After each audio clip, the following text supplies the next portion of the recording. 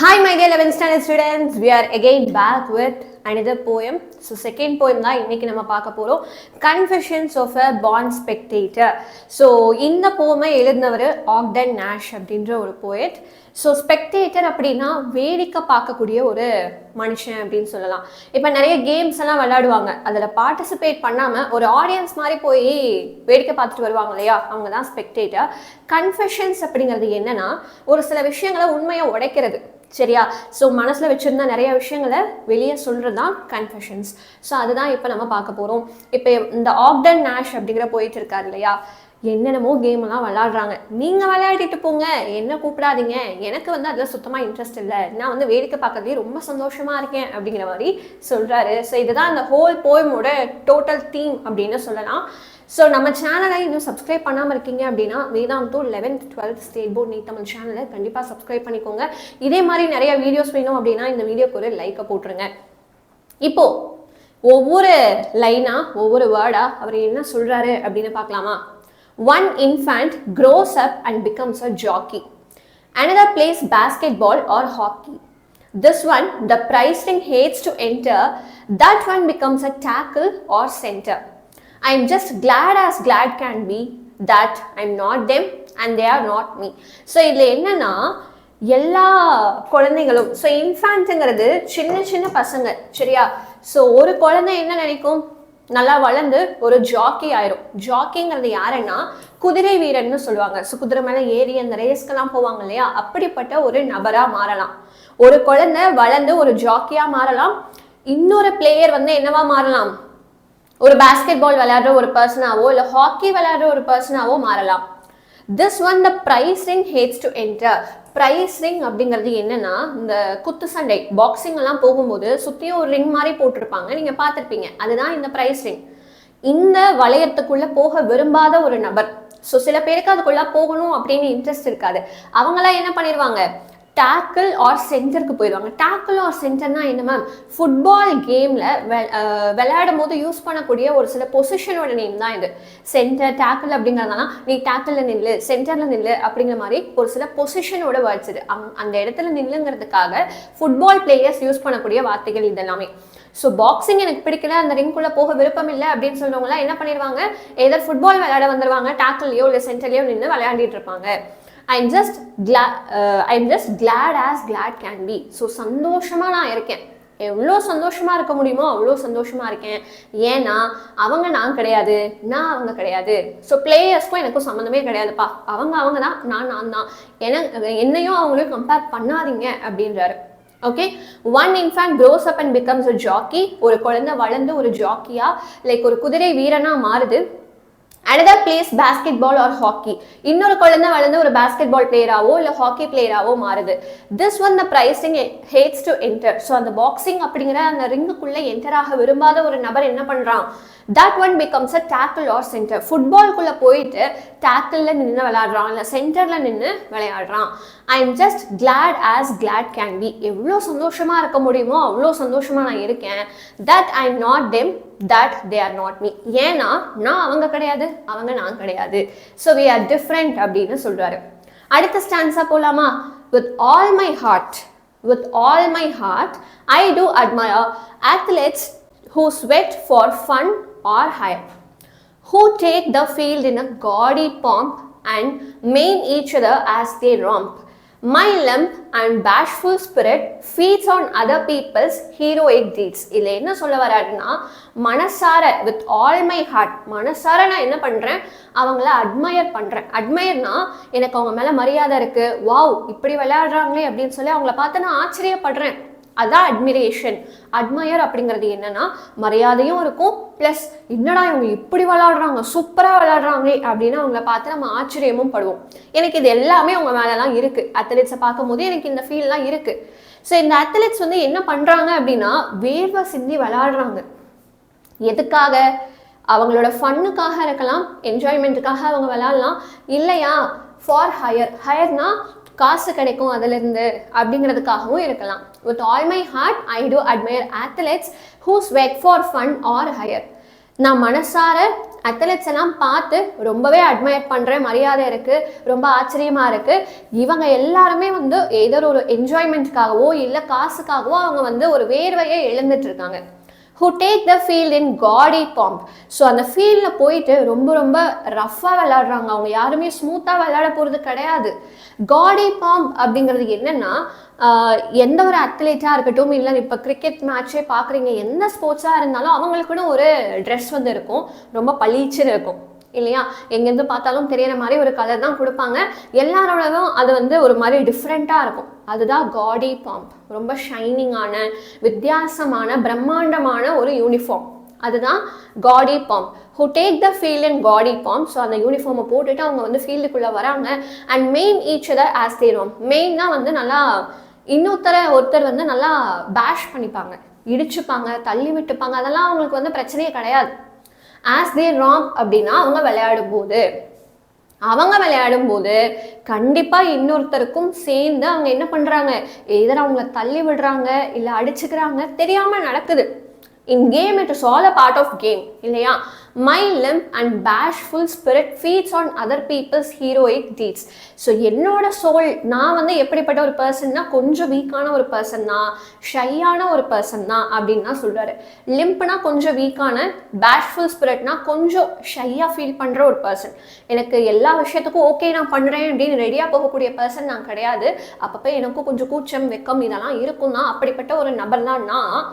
எனக்கு அவங்க பார்க்குறதெல்லாம் பார்த்தா வாவ்ல சூப்பர்ல அப்படிங்கிற மாதிரி இருக்குது. அவங்க எனக்கு ஹீரோ மாதிரி தெரியுறாங்க. ஸோ என்னோட ஒரு ஆன்மா வந்து என்ன பண்ணுனா, நான் ஹீரோவாக இருக்கணும் அப்படின்னு கூட நினைக்கல. மற்றவங்க இந்த மாதிரி ஹீரோ மாதிரி பண்ணால் அதில் பார்த்து நான் சாட்டிஸ்ஃபை ஆகிக்கிறேன். Okay, my limp and bashful spirit feeds on other people's heroic deeds. மற்றவங்க யாராவது ஹீரோ மாதிரி பண்ணாங்க அப்படின்னா எனக்கு அது சந்தோஷமாக இருக்குது, சாட்டிஸ்ஃபைங்காக இருக்குது அப்படின்னு சொல்கிறாரு. With all my heart, I do admire athletes who sweat for fun or hire. So நான் வந்து மனசார எல்லா அத்லெட்ஸையும் பார்த்து அட்மையர் பண்ணுறேன். அவங்க வந்து காசுக்காக கேம் விளாட்லாம், இல்லை அவங்களோட ஃபன்னுக்காக கேம் விளாட்லாம். who take the field in gaudy pomp. So அவங்க வந்து ஒரு நல்ல பிரைட்டான ஒரு யூனிஃபார்ம் போட்டு அப்படியே பிரம்மாண்டமாக வந்து நிற்கிறாங்க. And main each other as they roam. மெயின்னா வந்து ஒருத்தர் வந்து ஹர்ட் பண்ணிக்கிறாங்க, அடிச்சுக்கிறாங்க, தள்ளி விட்டுக்கிறாங்க, இது எல்லாமே நடக்குது. as they romp அப்படின்னா அவங்க விளையாடும் போது. My limp and bashful spirit feeds on other people's heroic deeds. இதெல்லாம் பண்ணும்போது அவங்க ஓரளவுக்கு ஹீரோ மாதிரி இருக்காங்க. என்னோட சோல் வந்து ரொம்ப வீக்கான ஒரு ஷையான சோல். அதை பார்த்து நான் சந்தோஷப்பட்டுக்கிறேன். என்னால் அந்த ஒரு காரியத்தை எப்போவுமே பண்ண முடியாது. யாராவது ஒருத்தர் இந்த மாதிரி ஹீரோ மாதிரி பண்ணாங்கன்னா அதை பார்த்து நான் சந்தோஷப்பட்டுக்கிறேன். Now A runs 90 yards to score. யார்ட்ஸ்னா இவ்வளவு தூரம் அப்படின்னு சொல்லுவாங்க இல்லையா? ஸோ 90 yards அவர் ஓடி ஒரு மார்க்கை ஸ்கோர் பண்ணுறதுக்காக ட்ரை பண்ணுறாரு. ஏபின்னு சொல்கிறது இது ஒரு பர்சன், இது ஒரு பர்சன். ஏங்கிறது ஒரு பர்சன் என்ன பண்ணுறாங்க, 90 yards ஓடுறாரு, ஓடி ஒரு மார்க்கை ஸ்கோர் பண்ணிக்கிறாரு. B knocks the champion to the floor. So B என்ன பண்ணுறாரு, இது இன்னொரு பர்சன். ஸோ இவங்க என்ன பண்ணுறாங்க, அவர் கூட விளையாடுற இன்னொரு சக வீரனை வந்து அடித்து தரையில் படுக்க போட்டாரு. Knocks the champion on the ஃப்ளோர்னா இந்த பாக்ஸிங்லலாம் யூஸ் பண்ணுற வேர்ட் தான் நாக். ஓகே, ஸோ அடிச்சாங்கன்னா கதி கலங்கி போயிடும், அவங்களால திரும்ப சண்டை கூட போட முடியாது, அப்படியே படுத்த படுக்கையாக இருப்பாங்க அந்த ஃப்ளோரில் இல்லையா? அதுதான். So B knocks the champion to the floor. So பிங்கிற ஒரு பர்சன் என்ன பண்ணுறாங்க, சக வீரனை வந்து நல்லா அடித்து படுக்க போட்டாரு. Cracking vertebrae and spines. So அந்த அடித்து படுக்க போட்டார் இல்லையா, அந்த ஒரு நபருக்கு வந்து என்ன ஆயிடுச்சு அப்படின்னா, வெர்டிபிரல் காலம் damage, spinal cord damage. Cracking அப்படின்னா உடஞ்சி போச்சு, டேமேஜ் ஆயிடுச்சு அப்படிங்கிற மாதிரி. lashes his steed across the line. So lashes his steedனா இந்த குதிரை ஓட்டுறவங்கலாம் இருப்பாங்க இல்லையா, அவங்க என்ன பண்ணுறாங்க, அவங்க கையில் சாட்டை வச்சுருப்பாங்க. ஸோ அதை குதிரை மேலே அடித்து தான் அதை ஓட வைப்பாங்க. அதுதான் lashes his steed across the line. So அந்த லைனை சீக்கிரமாக கடந்து போ, நம்ம தான் வின் பண்ணணும் அப்படிங்கிறதுக்காக குதிரை மேலே இருக்க ஒரு நபர் வந்து என்ன பண்ணுறாரு, கையில் இருக்க சாட்டையை அடித்து அதெல்லாம் lashes. ஸ்டீடுங்கிறது சாட்டை. சரியா? So you would think my ego it would please to swap positions with one of these. இதெல்லாம் பார்க்கும்போது ஒருத்தர் அத்லெட்டா என்ன பண்றாரு 90 yards ஓடி ஒரு மார்க் ஸ்கோர் பண்றாரு, ஒருத்தர் பாக்ஸிங்ல வந்து இன்னொருத்தரை அடிச்சு துவம்சம் பண்ணிட்டாரு. ஸோ அப்படி பண்ணும்போது அவரோட வெர்டபிரல் காலம் ஸ்பைனல் கார்டு எல்லாமே வந்து உடஞ்சிருச்சு. இன்னொருத்தர் என்ன பண்றாரு, குதிரை வீரனா இருக்கவர் வந்து நல்லா சாட்டையை அடிச்சு அடிச்சு அந்த லைனை கிராஸ் பண்ணு அப்படின்னு சொல்லிட்டு அந்த குதிரையை அடிக்கிறாரு. இதெல்லாம் பார்க்கும்போது நீங்க கூட நினைப்பீங்க, நான் இந்த 3 பேர்ல யாரோ ஒருத்தரா இருந்திருந்தா, நான் ஒரு அத்லெட்டா இருந்திருந்தாலோ இல்ல ஒரு பாக்ஸிங் சாம்பியனா இருந்திருந்தாலோ இல்ல குதிரை வீரனா இருந்திருந்தாலோ என்னோட ஈகோ வந்து சந்தோஷமா இருக்கும்ல அப்படின்னு நீங்க நினைப்பீங்க. ஓகே, நானா இல்லாம ஒருவேளை இந்த அத்லெட்டா இருந்திருந்தாலோ இல்லைன்னா ஒரு பாக்ஸிங் சாம்பியனா இருந்திருந்தாலோ இல்ல அந்த குதிரை வீரனா இருந்திருந்தாலோ என்னோட ஈகோ செம ஹாப்பியா இருக்கும் நீ நினைப்ப அப்படின்னு சொல்றாரு. You would think my ego it would please to swap positions. swap na மாத்திக்கிறது. ஓகே, நானும் அந்த அத்லெட்டும் வந்து என்ன பண்றோம், அவரோட சக மனுஷனாவும் நான் ஒரு அத்லெட்டாவும் மாறிக்கிறேன். So we are swapping, exchanging positions with one of these. So இந்த 3 பேர்ல யார் கூட நான் பொசிஷனை சேஞ்ச் பண்ணாலும் என்னோட ஈகோ சந்தோஷப்படும் அப்படின்னு நீங்க நினைப்பீங்க. Well, ego it might be pleased enough. Okay, இருக்கலாம், அது சந்தோஷமா இருக்கலாம். But zealous athletes play so rough. They do not ever in the dealings consider one another's feelings. I am glad that when my struggle begins twixt prudence and ego, prudence wins. So இல்ல என்ன சொல்ல வராரு, okay well என்னோட ego maybe சந்தோஷமா இருக்கலாம், ஆனால் zealous athletes அப்படின்னா zealousனா என்ன மீனிங்னா ரொம்ப ஆர்வமிக்க எந்தூசியாஸ்டிக்கா இருக்க அத்லெட்ஸ் எல்லாம் வந்து எப்படி விளையாடுவாங்க அப்படின்னா ரொம்ப ரொம்ப ரஃபா விளையாடுவாங்க. அவங்க கேம் வந்து ஸ்மூத்தாவே இருக்காது. Okay, they do not even in their dealings consider one another's feelings. பக்கத்துல ஓடுற இன்னொரு நபரோட ஃபீலிங்ஸ் என்னங்கிறதை இவங்க புரிஞ்சுக்கணும்னு நினைக்க மாட்டாங்க. நான் ஜெயிச்சா போதும் அப்படிங்கிற மாதிரி தான் இவங்களோட தாட்ஸ் இருக்க போகுது. Okay, I am glad that when my struggle begins. So நான் ஏதோ ஒரு காலத்தில் இந்த மாதிரி கஷ்டப்படணும், என்னோட கஷ்டமான காலம் வந்து தொடங்குது அப்படிங்கிற மாதிரி இருந்தாலும் எனக்கு சந்தோஷமா இருக்கும். ஏன் அப்படின்னு கேட்டிங்கன்னா ட்விக்ஸ்ட், அதாவது between prudence and ego. Prudence ego ரெண்டையும் கம்பேர் பண்ணும்போது எப்பவுமே ப்ரூடன்ஸ் தான் ஜெயிக்கும். ப்ரூடன்ஸ்னா என்ன, ஈகோனா உனக்கே தெரியும் இல்லையா? ப்ரூடன்ஸ் அப்படிங்கிறது ஒரு விஸ்டம், அறிவு, நாலேஜ், ஞானம் அப்படின்னு சொல்லுவாங்க இல்லையா, அதையும். ஸோ ஒரு அறிவையும் ஞானத்தையும் ஈகோவையும் கம்பேர் பண்ணும்போது யாரை தான் ஜெயிக்க போறாங்க, ஞானம் தான் ஜெயிக்கும், அறிவு தான் ஜெயிக்கும் அப்படின்னு சொல்றாரு. இதுதான் இந்த ஸ்டான்ஸாவோட meaning.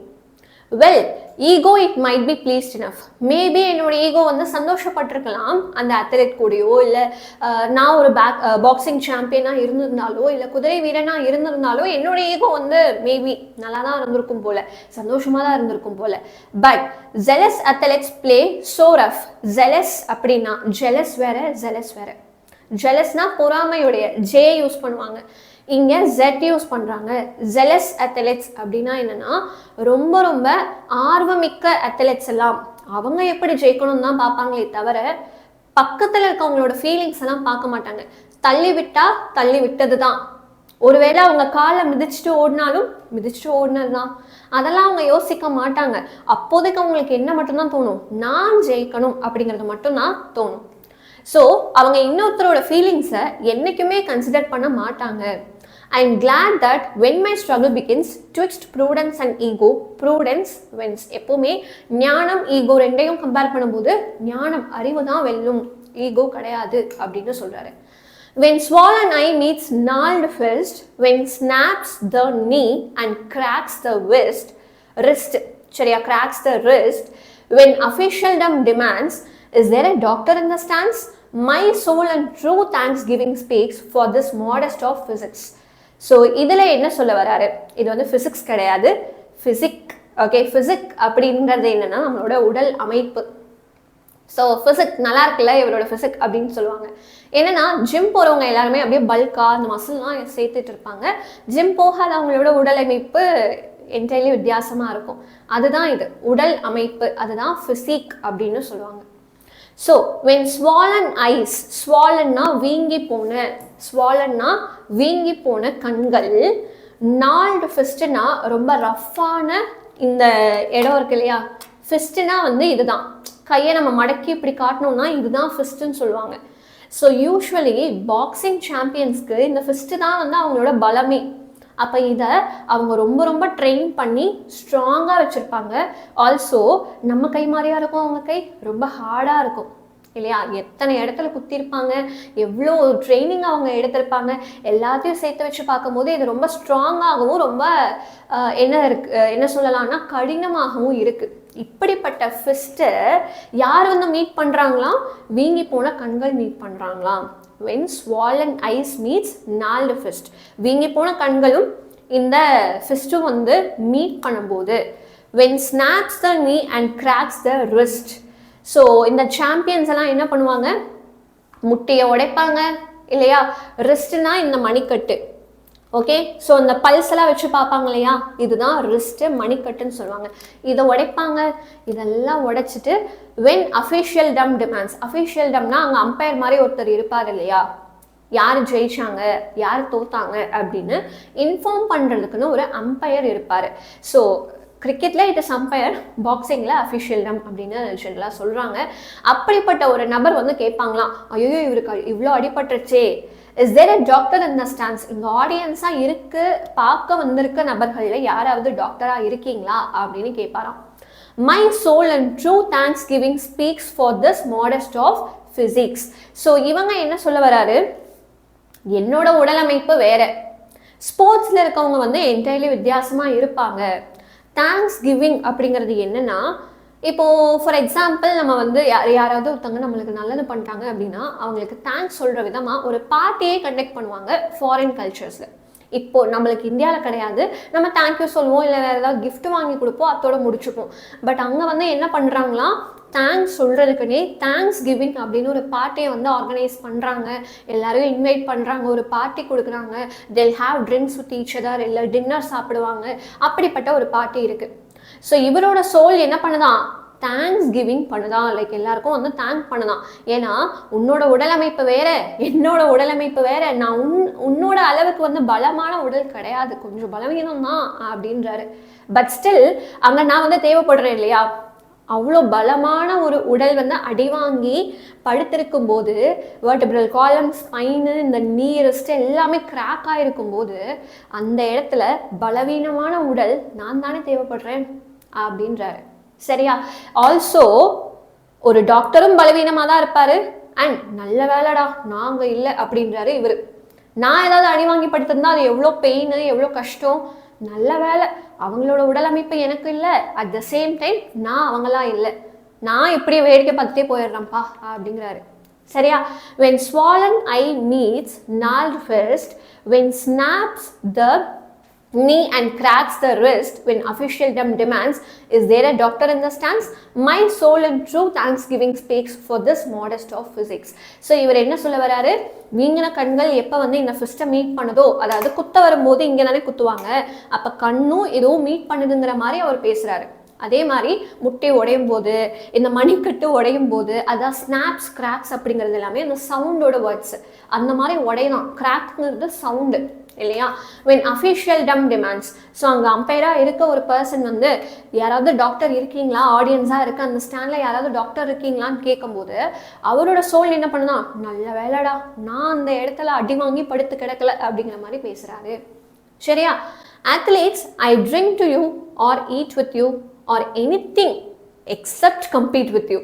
Buy tickets worth their radium to watch you gamble in the stadium and reassure myself and you that you are not me and I am not you. என்ன சொல்ல வராரு? அத்லெட்ஸ், மை டியர் அத்லெட்ஸ், எனக்கு உங்களை பார்த்தா ரொம்ப சந்தோஷமா இருக்கு. ஐ drink to you, ஒருவேளை நீங்க ஜெயிச்சிங்கன்னா உங்களோட பார்ட்டியில் நான் வந்து சந்தோஷமா குடிச்சிட்டு போவேன், ஆல்கஹால் கன்சியூம் பண்றேன், உங்களோட விக்டரியை வந்து செலிப்ரேட் பண்றேன், அதெல்லாம் எனக்கு பிரச்சனையே கிடையாது. ஆர் உங்க கூட சேர்ந்து நான் ஒரு டின்னர் கூட சாப்பிட்றேன். Or anything accept compete with you, நான் என்ன வேணாலும் பண்ணுறேன். குடிக்கணுமா குடிக்கிறேன், இல்லை உங்கள் கூட டின்னர் சாப்பிடணுமா அதுக்கும் நான் ரெடியாக இருக்கேன், ஆனால் உங்கள் கூட போட்டி போட நான் ரெடியாக இல்லை அப்படின்னு சொல்லுறேன். நான் என்ன வேணால் பண்ணுறேன், ஆனால் உங்கள் கூட போட்டி போட நான் ரெடியாக இல்லை. அடுத்த லைனில் என்ன சொல்கிறாரு? Buy tickets worth their radium. Radium தான் இருக்கிறதுலே ரொம்ப காஸ்ட்லியான ஒரு மெட்டலாம். அப்படிப்பட்ட ரொம்ப காஸ்ட்லியான மெட்டல் எவ்வளோ வந்து விலை இருக்குமோ அதே வேலை உன்னோட டிக்கெட் இருக்கிறதுனாலும் நான் வாங்கிட்டு வந்து உன்னோட கேமை பார்க்குறேன், எனக்கு அது பிரச்சனை இல்லை. Okay, buy tickets worth their radium to watch you gamble in the stadium. கேம்போல்னா நீங்கள் ஜெயிச்சதுக்கு அப்புறமா வந்து நல்லா துள்ளி குதிச்சு வாவ் ஐ ஒன் அப்படின்னு சொல்லி குதிப்பீங்க இல்லையா ஸ்டேடியமில், அதெல்லாம் பார்க்குறதுக்கு ஈவன் எவ்வளவு காசு இருந்தாலும், ரேடியம் அளவுக்கு செம்ம காசு இருந்தாலும் அந்த டிக்கெட்டை வாங்கி வந்து நீங்கள் அந்த சந்தோஷமாக இருக்கிறத பார்க்குறதுக்கு நான் ரெடியாக இருக்கேன். And reassure myself and you that you are not me and I am not you. Also அந்த டைமில் எனக்கு இதெல்லாம் பார்க்கும்போது என்ன தோணுதுன்னா, எனக்கு திரும்ப திரும்ப ஒரே ஒரு விஷயம் தான் ஞாபகம் வருது. நீங்கள் நான் கிடையாது, நான் நீங்கள் கிடையாது. அத்லெட்ஸ் ஆர் ஸ்போர்ட்ஸ் பர்சனுக்கும் எனக்கும் சம்மந்தமே கிடையாது. எந்த ஒரு நாளுமே நான் அந்த பொசிஷனில் இருக்கணும்னு நினச்செல்லாம் பார்க்க மாட்டேன். சூப்பர், நீங்கள் விளையாடுறீங்க, நீங்கள் உங்கள் ஸ்டைலில் விளையாடுங்க, எனக்கு அதெல்லாம் செட் ஆகாதுப்பா, நான் இப்படியே வந்து ஒரு ஸ்பெக்டேட்டராகவே இருந்துக்கிறேன். அதாவது கடைசி வரைக்கும் வேடிக்கை பார்க்கக்கூடிய ஒரு மனுஷனாகவே இருந்துக்கிறேன். டிக்கெட் வாங்கிட்டு வரணுமா வர்றேன், உங்கள் கூட குடிக்கணுமா, உங்கள் விக்டரியை செலிப்ரேட் பண்ணுமா பண்ணுறேன், டின்னர் சாப்பிடணுமா சாப்பிட்றேன், என்ன வேணால் பண்ணுறேன், ஆனால் உங்கள் கூட போட்டி போட மாட்டேன். I can do any thing accept compete with you. உங்கள் கூட போட்டி மட்டும் நான் போட மாட்டேன். உங்களோட டிக்கெட்ஸ் வந்து ரேடியம் அளவுக்கு காசு அதிகமாக ஒன்றும் பிரச்சனை இல்லை, வாங்கிட்டு வரேன். எதுக்காக? நீங்கள் ஸ்டேடியமில் வந்து ஜெயிச்சுட்டு வா நான் ஜெயிச்சிட்டேன்னு குதிச்சு சந்தோஷமாக ஆட்டம் போட்டுட்டு இருப்பீங்க இல்லையா, அதை பார்க்குறதுக்கும் நான் வரேன், எனக்கு அதெல்லாம் பிரச்சனை இல்லை. ஆனால் என்னை கம்பீட் பண்ண கூப்பிடாதீங்க. ஆல்சோ இதெல்லாம் பார்க்கும்போது எனக்கு என்ன வந்து திரும்ப திரும்ப மனசில் தோணிக்கிட்டே இருக்கான், நீங்கள் நான் கிடையாது, நான் நீங்கள் கிடையாது, நீங்களும் நானும் என்டையர்லி டிஃப்ரெண்ட் அப்படிங்கிற மாதிரி சொல்கிறார். ஓகேவா? ஸோ இப்போ பசங்களா, போயம் 2 marks அண்ட் ERC இந்த போயமோடது உங்களுக்கு தேவைப்படும் இல்லையா? ஸோ அதை நான் ஒரு பிடிஎஃபாக போட்டு டிஸ்கிரிப்ஷனில் அட்டாச் பண்ணுறேன். ஸோ சாம்பிளுக்கு டிஸ்கிரிப்ஷன் எங்கே இருக்குன்னு காட்டுறதுக்காக ஒரு 12th வீடியோவை எடுத்துகிட்டு வந்தேன், கன்ஃபியூஸ் ஆகாதீங்க. ஸோ எந்த வீடியோ எடுத்தாலும் இங்கே மோர் அப்படின்னு ஆப்ஷன் இருக்கா, வீடியோக்கு கீழே இந்த சேனல் நேமுக்கு மேலே பார்த்தீங்கன்னா மோர் அப்படின்னு ஒரு ஆப்ஷன் இருக்கும், அதை கிளிக் பண்ணிங்க அப்படின்னா இவ்வளோ பெருசாக ஒரு பாக்ஸ் வந்து ஓப்பன் ஆகும். இதுதான் டிஸ்கிரிப்ஷன் பாக்ஸ். ஸோ இதில் ஃபர்ஸ்ட் 2ல் பாருங்கள், உங்களுக்கு இதுலேயே வந்து லிங்க் இருக்கும். ஒருவேளை இவ்வளவு மேலே இல்லைன்னா அங்கேயும் போர்ன்னு ஒரு ஆப்ஷன் இருக்கும், அதை கிளிக் பண்ணிங்கன்னா திரும்பவும் அந்த பாக்ஸ் பெருசாக ஓப்பன் ஆகும். அதில் எங்கேயாவது தான் உங்களோட பிடிஎஃப் லிங்க் இருக்கும், அதை கிளிக் பண்ணி நீங்கள் டவுன்லோட் பண்ணிக்கலாம். ஓகே, இப்போ ஃபிகர்ஸ் ஆஃப் ஸ்பீச் போகலாமா? ஃபிகர்ஸ் ஆஃப் ஸ்பீச் பொறுத்த வரைக்கும் ஃபர்ஸ்ட் புக் பேக்கில் இருக்க எக்ஸசைசஸ் சால்வ் பண்ணுவோம். ஸோ 4th ரோமன் நம்பரில் கொடுத்துருக்க லைன் ப்ளஸ் கொஷின் இது. when snaps the knee and cracks the wrist இப்படின்னு ஒரு லைன் கொடுத்து இங்கே என்ன லிட்ரரி டிவைஸ் வந்து இருக்குது அப்படிங்கிறத கண்டுபிடிக்கணும், ப்ளஸ் எக்ஸ்பிளைனும் பண்ணணும் அப்படின்னு சொல்லியிருக்காங்க. ஸோ இது என்ன தெரியுமா, இங்கே ஸ்னாப்ஸுங்கிற வார்த்தை, கிராக்ஸுங்கிற வார்த்தை, இது ரெண்டுமே ஒரு சவுண்டு எப்படி இருக்குமோ அதை குறிக்கக்கூடிய வார்த்தையாக இருக்குது. கிராக் அப்படின்னு சொல்லும்போது அந்த இடத்துல போன் ஃப்ராக்சர் ஆகும்போது கிராக் மாதிரி, கிராக் சொன்னால் என்ன சவுண்டு வருமோ அதே சவுண்டு மாதிரி அங்கேயும் கேட்குமா, சரியா, ஒரு எலும்பு உடையும் போது. ஸோ இதை தான் சொல்கிறாங்க. ஓகே, ஸ்னாப்ஸ் கிராக்ஸ் அப்படிங்கிறது என்ன, இப்போ ஒரு சவுண்டு எப்படி இருக்கும்னு சொல்லக்கூடிய வார்த்தைகள். அப்போ இது என்னவா இருக்கும்னா ஆனோமேட்டோஃபோயா இருக்கும், ஆனோமேட்டோஃபியா அப்படின்னு சொல்லுவாங்க. நான் படிக்கும் போது எப்படி படிப்பேன்னா ஆனோமேட்டோபோஇயா இப்படி படித்தானா நமக்கு ஸ்பெல்லிங் மறக்காமல் இருக்கும், போஇயா அப்படி படிச்சுக்கோ. பட் சொல்லும் போது ஆனோமேட்டோஃபியா, சரியா? ஸோ ஸ்னாப்ஸ் கிராக்ஸ் ரெண்டுமே வந்து ஒரு சவுண்டை குறிக்கக்கூடிய வார்த்தைகளாக இருக்குது. அப்போ இதுக்கு பேர் ஆனோமேட்டோஃபியா, சரியா? அடுத்து நெக்ஸ்ட் 8th ரோமன் நம்பரா, பி ரோமன் நம்பரில் ஸோ alliterated வேர்ட்ஸ் பற்றி கேட்டிருக்காங்க. My soul in true thanksgiving speaks. alliteration தான் இது வரைக்கும் உங்களுக்கு நல்லாவே தெரிஞ்சிருக்கும். வார்த்தைகளை பார்க்கும்போது அதில் முதல் எழுத்து ஒரே மாதிரி இருக்கான்னு பார்க்கணும். இப்போ தமிழில் எதுகை 3 சொல்வீங்க இல்லையா, அந்த மாதிரி தான், சரியா? ஸோ இப்போ இந்த லைனில் ட்ரூவில் டி இருக்குது, தேங்க்ஸ்கிவிங்கில் டி இருக்குது. ஸோ இதுதான் alliterated words. They do not ever in their dealings. So இதில் எது alliterated வேர்ட்ஸாக இருக்கும், இங்கேயும் டி தான், தேல டி, தேர்ல டி. தென் டூல டி, டீலிங்ஸில் டி. இந்த ரெண்டும் alliterated வேர்ட்ஸ், இந்த ரெண்டும் alliterated வேர்ட்ஸ். ஓகே, ஸோ அடுத்து போகலாமா? Find out the rhyme scheme of the given stanza. ஒரு ஸ்டான்ஸா கொடுத்துருக்காங்க, லாஸ்ட் வேர்ட் மட்டும் பாருங்கள். ரைம் ஸ்கீம் கேட்டாலும் சரி ஆர் ரைமிங் வேர்ட்ஸ் கேட்டாலும் சரி, நீ லாஸ்ட் வேர்டை பார்த்தாலே போதும், ஃபுல்லாக படிக்க வேணாம். ஜாக்கி, ஹாக்கி, என்டர், சென்டர், இந்த 2 வார்த்தைகளும் ஒரே மாதிரி சவுண்ட் வருது. அப்போ இங்கேயும் ஏ போட்டுக்கோங்க, இங்கேயும் ஏ போட்டுக்கோங்க. சென்டர் என்டர் இந்த ரெண்டும் ஒரே மாதிரி இருக்கு. அப்ப இந்த ரெண்டுக்கும் பிபி போட்டுக்கலாம். So the rhyme scheme of this stanza is AABB. Okay, அடுத்து போலாமா? ஸோ இப்போ இது எல்லாமே புக் பேக்ல இருந்த எக்ஸசைசஸ். இதை தாண்டி ஒரு சில புக்கிங் சைட் கொஷின்ஸும் வரலாம் இல்லையா? அதுதான் இப்போ நம்ம பார்க்க போறோம். ஸோ சிமிலினா என்ன? லைக், ஆஸ் இந்த மாதிரி வார்த்தைகள் நல்லா வெளிப்படையா வரும். அப்படி வந்தா அது சிமிலி கண்ணு மூடிட்டு எழுதலாம். அந்த இடத்துல என்ன நடந்திருக்கும்? கம்பேரிஷன் நடந்திருக்கும். ஸோ என்னால் எவ்வளவு சந்தோஷமா இருக்க முடியுமோ அந்த அளவுக்கு நான் சந்தோஷமா இருக்கேன் அப்படின்னு சொல்லும்போது ஆஸ்ங்கிற வார்த்தை இங்கே வெளிப்படையா வந்திருக்கு. லைக் வந்தாலும் சரி, ஆஸ் வந்தாலும் சரி, அது சிமிலி. சரியா? ரெப்படேஷனுங்கிறது என்ன?